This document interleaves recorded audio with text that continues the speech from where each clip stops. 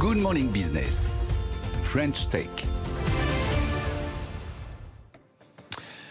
C'est la Lyon Tech ce matin. Oui, D'ailleurs, c'est on la Lyon était Tech, hier, on a célébré la French Tech hier matin avec Cédric O et Clara Chapaz, la nouvelle patronne de la French Tech. Et ils nous ont recommandé la Lyon Tech avec vous, Émilie Le Goff, présidente de la French Tech Lyon-Saint-Etienne. Bonjour. Bonjour. Bonjour. Nous sommes aussi avec Géraldine Leduc, directrice générale de la biotech grenobloise NH TerraGix. Une question d'abord, peut-être bonjour à toutes les deux. Une question sur la French Tech à Lyon.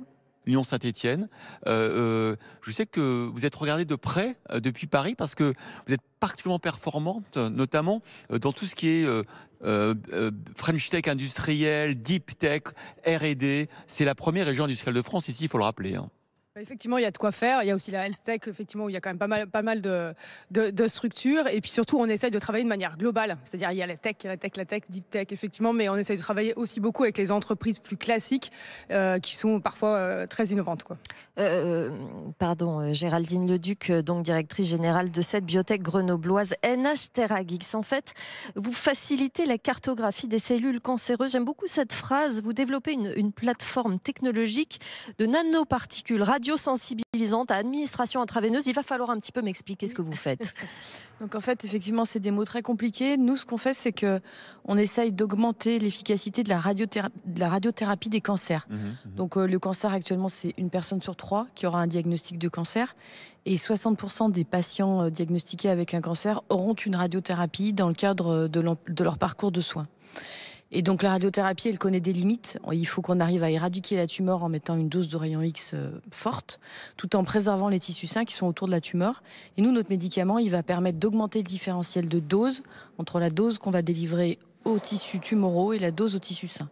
Donc grâce à cette technique, on va pouvoir augmenter l'efficacité de la radiothérapie des cancers. Et donc ça va permettre quoi? Une meilleure survie des patients tout en préservant leur qualité de vie. Alors la technique, c'est quoi exactement? Vous ciblez certaines cellules? Donc en fait, c'est un médicament tout simple, un petit flacon qu'on injecte aux patients par voie intraveineuse. Donc c'est un geste très simple pour l'infirmière. Ce médicament, il va se nicher dans la tumeur, il va être absorbé par la tumeur et il va, donc nous on dit dans notre jargon, marquer la tumeur. Marqué, ouais, c'est ça. Ensuite, une fois que la tumeur est marquée, donc marqué, c'est pas radioactif, c'est complètement passif. Une fois que la tumeur est marquée, on va pouvoir faire une IRM de contrôle qui va permettre d'affiner le diagnostic. Et ensuite, surtout, et c'est ça le plus important, au moment où le patient aura sa séance de radiothérapie, la particule qui n'est localisée que dans la tumeur va interagir avec les rayons X. Donc c'est vraiment une interaction physique, c'est de la physique des particules. Pour pouvoir augmenter la dose dans la tumeur. Vous en êtes à quel stade de vos essais cliniques? Alors là, on est en phase 2 de développement clinique. Donc les essais cliniques, c'est phase 1, phase 2, phase 3 pour pouvoir enregistrer le médicament. On connaît bien ça maintenant avec la Covid. Tout le monde a compris. Oui, c'est vrai. C'est vrai. Donc en fait, le médicament n'est pas encore utilisable en routine dans les hôpitaux. Et donc la phase 2, c'est la phase qui vise à démontrer l'efficacité. Et actuellement, on a 5 essais cliniques en cours, dont 4 essais de phase 2. Et donc, on est un petit peu heureux de ça. Je tiens à le dire, on a 2 essais de phase 2 qui viennent de démarrer à Harvard aux États-Unis. Alors justement, c'est intéressant d'avoir Géraldine Leduc avec nous, Émilie Le Goff, parce que de quelle manière vous avez pu accompagner cette biotech, quelles étapes? On sait que par exemple, vous avez essayé à l'automne de vous introduire en bourse. Vous avez finalement renoncé parce qu'il n'y avait pas le montant souhaité au départ. C'est intéressant parce que toutes les biotech, toutes les startups, elles sont confrontées à un moment donné à un problème de croissance et de scale-up. Et c'est là-dessus que la French Tech doit travailler. Et de financement aussi. De financement, bien sûr. C'est une vraie problématique. Donc le rôle de la French Tech, c'est vraiment en tout cas de faire en sorte que tout le monde travaille bien ensemble. Il y a des super incubateurs sur la biotech à Lyon. Donc on va pas refaire ce qu'ils font déjà, mais de faire en sorte qu'ils travaillent très bien avec la BPI, la biotech, de pouvoir aussi, comme ça a été fait hier, d'aller chercher les fonds d'investissement qui sont franchement top à Lyon et pour qu'ils puissent réagir. Donc vraiment l'idée, c'est de faire en sorte que tout le monde travaille très bien ensemble et pour pouvoir apporter les meilleures solutions à la biotech. Mais on refait pas ce qui existe déjà, quoi. Mais on se parle franchement, c'est vrai que ça c'est génial, franchement, NH TerraGix, on a tellement envie que ça réussisse et que ça aboutisse, et on a été confronté il y a quelques semaines à un problème de financement parce que Euronext Growth n'était pas au rendez-vous, il n'y avait pas les investisseurs. Est-ce que ça va vous gêner dans votre développement? Est-ce que vous avez déjà un plan B? Est-ce qu'il faut regarder aux États-Unis? Il faut se parler franchement. Vous parliez de Harvard. Oui, en fait, nous, l'idée de l'entrée en bourse, avant l'entrée en bourse, j'ai fait une série A Donc moi, j'ai été incubée par Pulsalis à Lyon. Ensuite, j'ai fait une série A avec donc l'investisseur lead et la BPI France, le fonds Innobio 2. Et puis d'autres investisseurs, Omnes, Supernova et Arbevel. Et donc après, il se posait la question soit de la série B, soit de l'entrée en bourse. Finalement, avec mon conseil d'administration, vu que les conditions de marché au mois de mars dernier étaient très bonnes, on a décidé de tenter une entrée en bourse. Et en fin de compte, au moment où on a décidé de faire l'entrée, les conditions de marché se sont dégradées. Donc, il y a eu la rentrée, c'est vrai qu'il y a eu un petit bas. Du chinois, la Evergrande, qui a complètement torpillé le marché.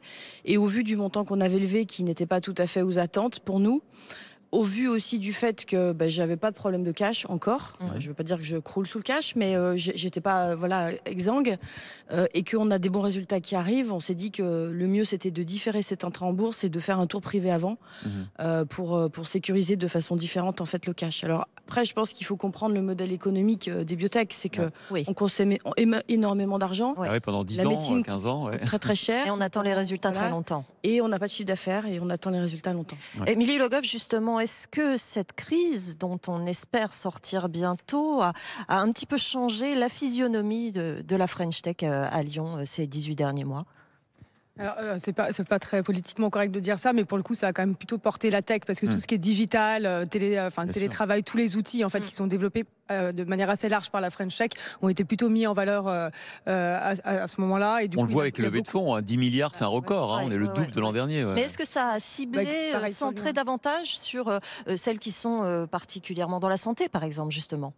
Alors oui, c'est dans la santé, mais pas uniquement. Honnêtement, ça a été très large parce que tous les outils, par exemple, il y a des outils logiciels pour le télétravail qui ont explosé. Forcément, tous ces outils-là, téléchargement de dossiers, tout ce qui permet de la communication. Donc à peu près toutes les sociétés, à quelques exceptions presque. Évidemment, l'événementiel, hôtellerie-restauration, ça a été plus compliqué, mais ont été vraiment portés pendant cette période, et ont créé beaucoup d'emplois. Géraldine Leduc, vous êtes combien aujourd'hui de chercheurs ou de salariés chez NH TerraGix ? Chez NH TerraGix, aujourd'hui, on est 17. Avec une dizaine de personnes qui sont vraiment dédiées à l'opérationnel et une dizaine de chercheurs qui sont encore restés dans des laboratoires académiques. Et pour revenir à votre activité pure, est-ce que ce sera compatible avec toute forme de cancer, toutes sortes de cancers ? Alors justement, c'est ce qui fait la force de notre médicament, c'est qu'il est compatible avec tous les cancers solides. Donc, cancer solide, c'est tout sauf les leucémies. Donc en fait, ça ne veut pas dire qu'on enregistrera sur tous les cancers solides, mais stricto sensu, en termes de mode d'action, il est compatible avec tous les cancers solides, puisque les cancers solides sont vascularisés. Et nous, on utilise la vascularisation pour en fait marquer la tumeur. Donc potentiellement un nombre énorme de patients. C'est ça, le marché est énorme et à l'heure actuelle, on s'adresse plus particulièrement aux métastases cérébrales, au cancer du pancréas et au glioblastome.